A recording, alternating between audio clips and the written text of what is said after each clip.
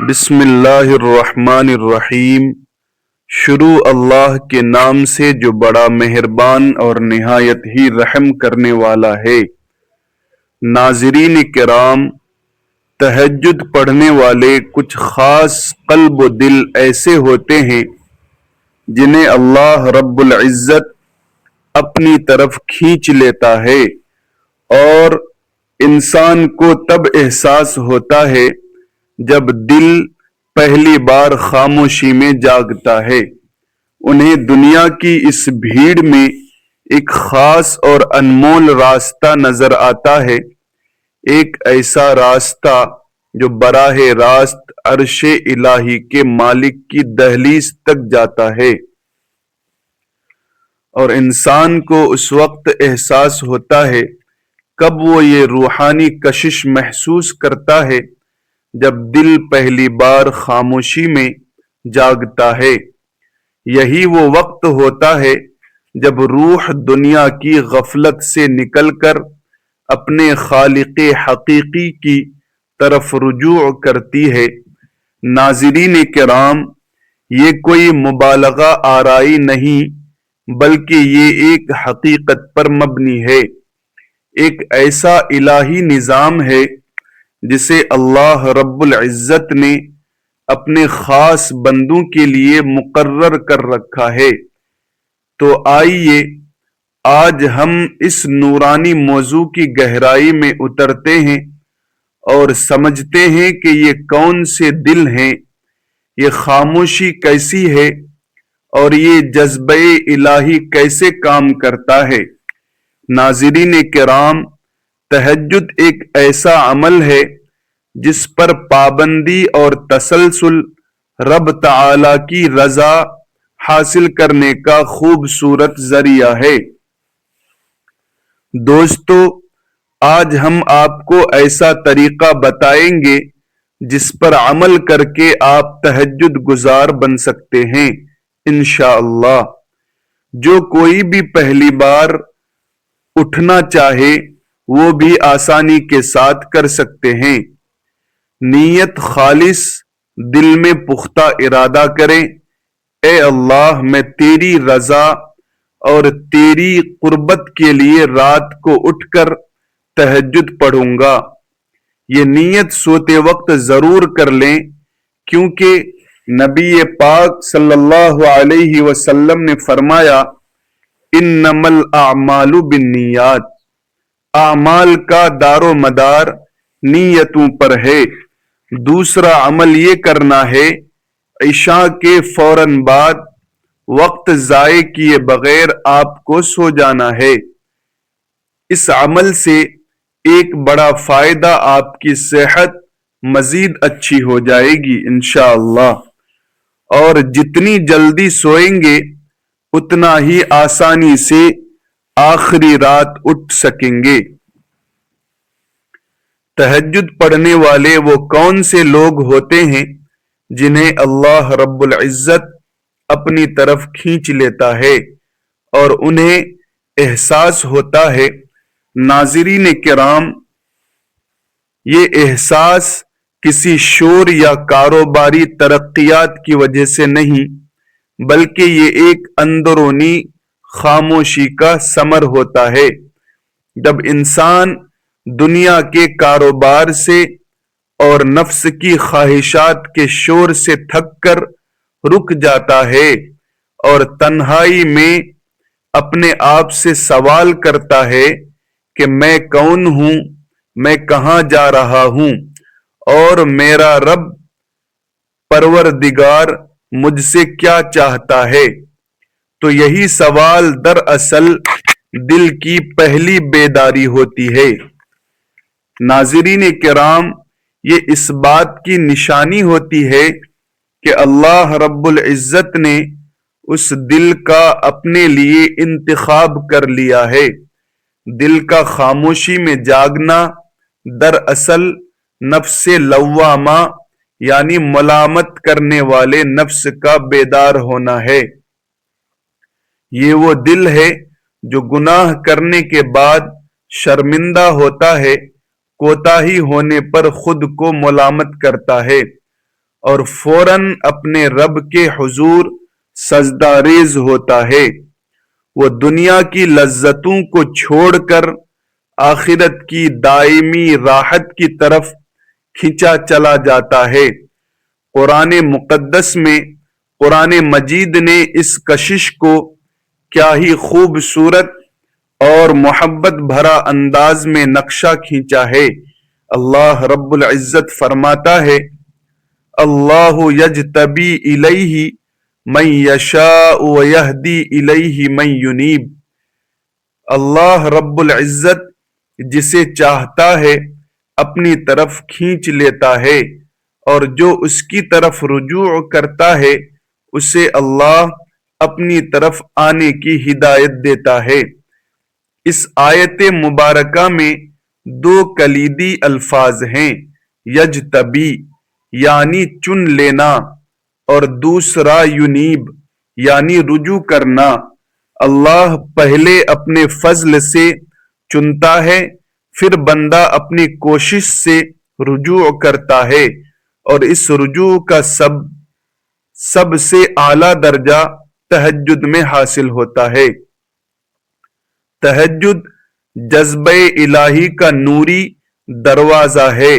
ناظرین کرام، تہجد وہ عمل ہے جو اس خاموش بیداری کو ایک عملی شکل دیتا ہے۔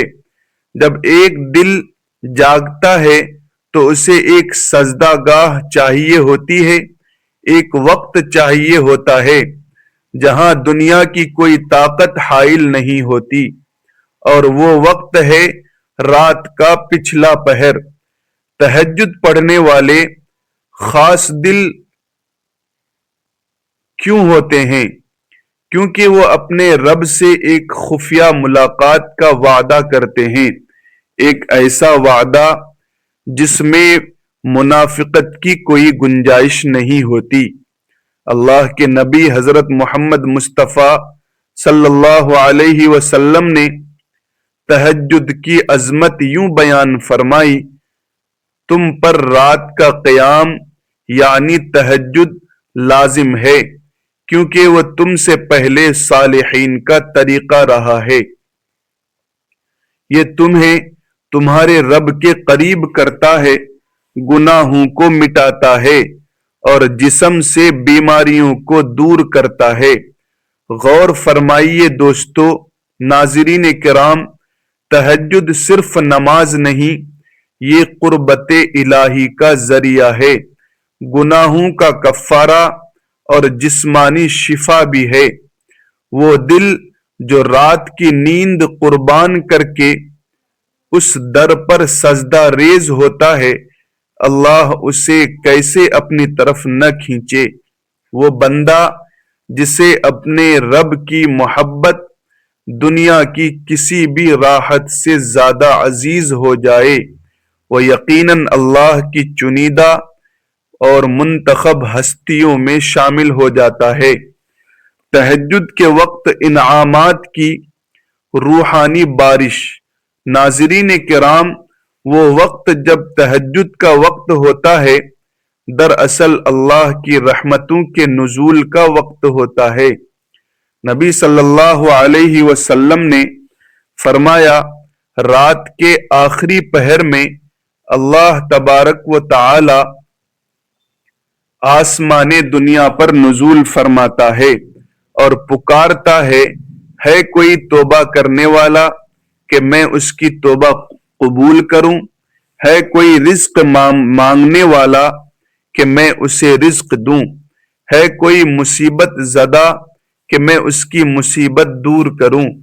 یہ کیسی پکار ہے ناظرین کرام، یہ ایک ایسی پکار ہے جس میں اللہ رب العزت خود اپنے بندے کو ڈھونڈ رہا ہے۔ یہ رب تعالی کی اپنے بندے کی طرف کھینچنے کی سب سے بڑی دلیل ہے۔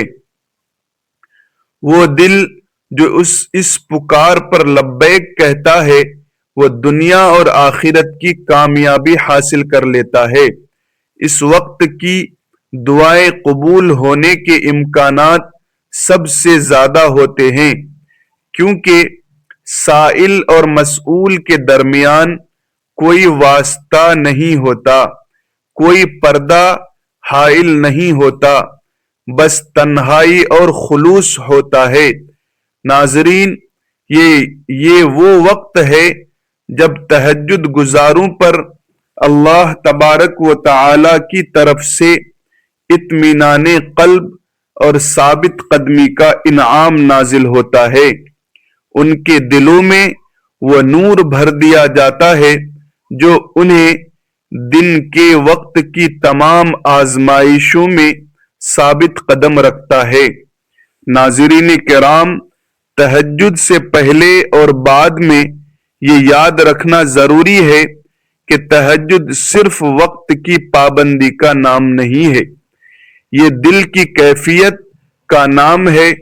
وہ دل جنہیں اللہ کھینچتا ہے وہ تہجد سے پہلے اور بعد میں بھی خاص اعمال کے ذریعے اس کشش کو برقرار رکھتے ہیں۔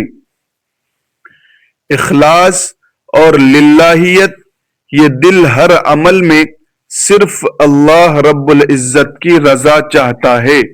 ان کا ہر سجدہ، ہر رکوع دنیا کے دکھاوے سے پاک ہوتا ہے۔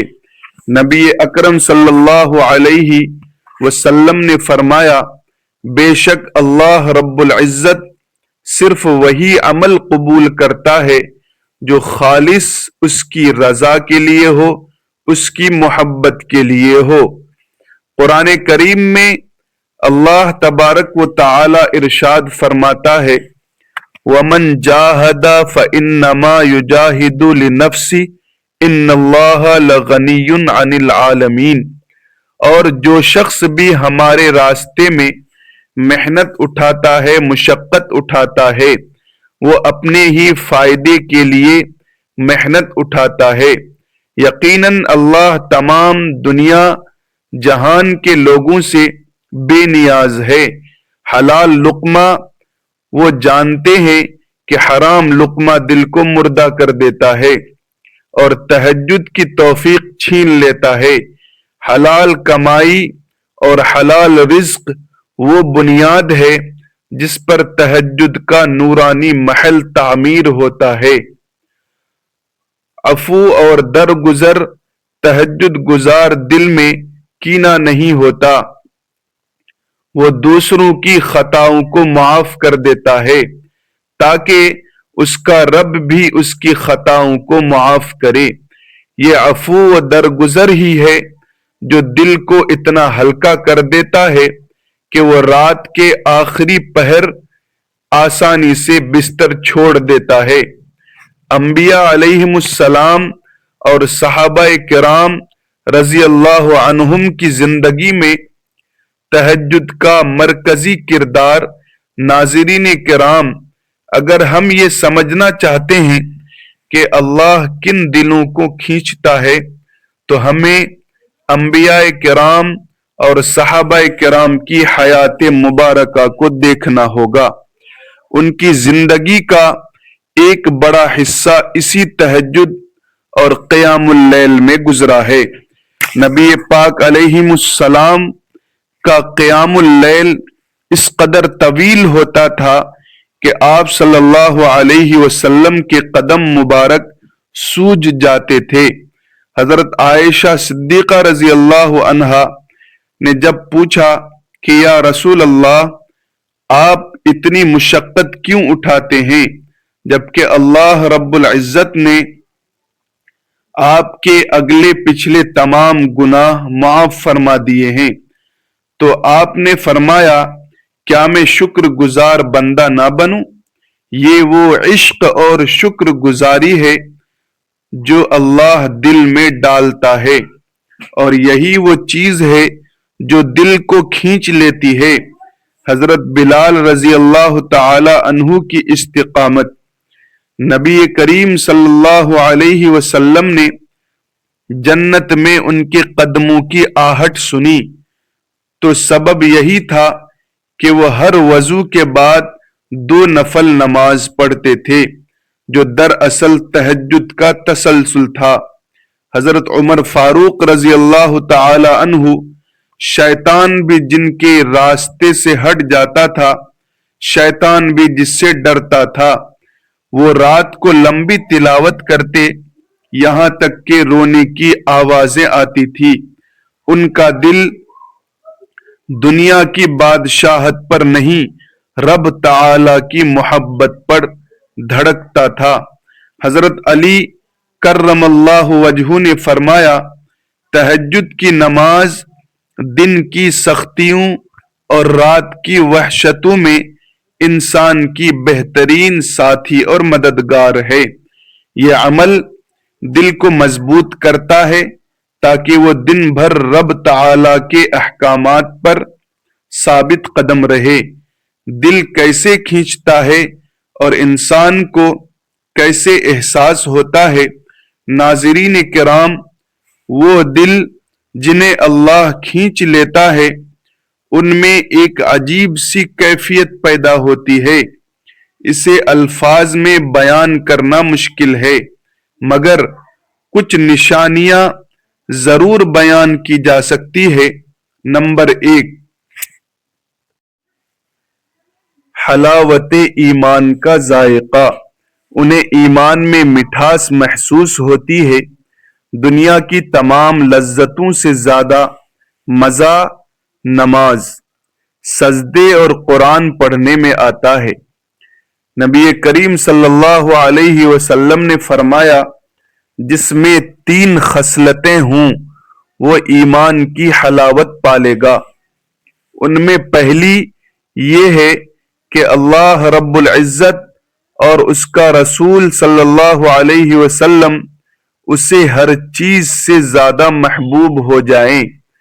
غیبی مدد اور سکون، زندگی کے ہر معاملے میں غیبی مدد، مسائل کا حل ہونا، راہوں کا آسان ہونا اور دائمی سکون ملتا ہے۔ نمبر 3، دنیا سے بے نیازی، دنیا کی خواہشات کی پرواہ ختم۔ دھیان صرف آخرت اور جنت الفردوس پر ہوتا ہے۔ اللہ تبارک و تعالی کے احکامات اور تہجد کا تعلق۔ تہجد صرف نفل عبادت نہیں بلکہ اللہ رب العزت کے احکامات پر عمل کرنے کی بنیاد ہے۔ جو رات کے پچھلے پہر رب تعالی کو راضی کر لینا ہے، اس کے لیے دن کے 24 گھنٹے احکام پر چلنا آسان ہو جاتا ہے۔ صبر، شکر، رزق میں برکت، امانت و دیانت سب تہجد کی تربیت کا نتیجہ ہوتے ہیں۔ قرآن پاک میں متقیوں کی صفت اور وہ لوگ جو اپنے رب کے حضور سجدہ کرتے اور کھڑے ہوتے رہتے ہیں، راتیں گزارتے ہیں۔ یہ آیت مبارکہ ان چنیدہ دلوں کی تعریف ہے جنہیں اللہ رب العزت نے اپنی طرف کھینچ لیا ہے۔ سچے واقعات: ایک غریب تاجر حلال روزی کمانے کی کوشش کرتا تھا۔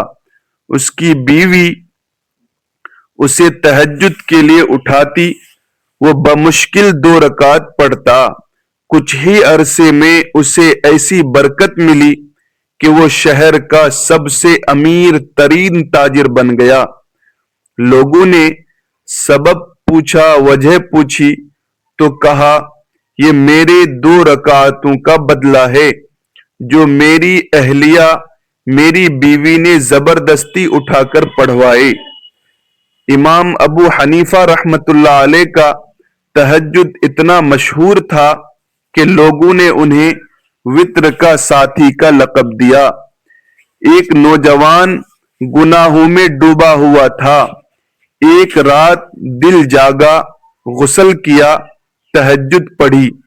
پہلے سجدے میں گناہوں کا بوجھ اتنا ہوا کہ سر اٹھانے کی ہمت نہ ہوئی۔ وہی ایک سجدہ اس کے دل کو اللہ رب العزت نے کھینچ لیا۔